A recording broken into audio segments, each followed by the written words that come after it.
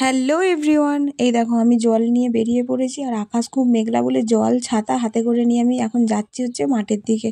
কারণ বাপি গেছে বীজ দেখতে, যে বীজগুলো কীরকম কী আছে না আছে, কারণ কদিন পরেই এবার ধান রোয়া হবে।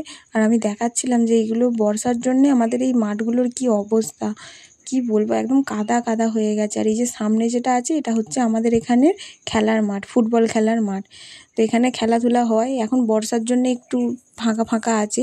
আর তারপরেই দেখছি নাকি ওই দূরে বাবা আসছে, আর আমি তোমাদেরকে জুম করে দেখাচ্ছিলাম যে ওই দূরে পোস্টটা আছে কারেন্টের, ওখানটা করে আমাকে যেতে হতো। আর দেখো আমার বাবা চলে এসেছে, আমাকে বলছে আর যেতে হবে না তোকে, বাড়ি চলে যাও।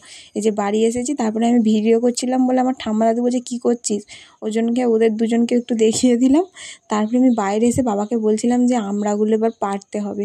এই যে দেখো এইটা হচ্ছে আমাদের আমড়া গাছ, আমড়া হয়েছে মোটামুটি, এবারে খুব একটা বেশি হয়নি। তো এই ভিডিওটা এই পর্যন্তই থাক, এখনের জন্য বাই।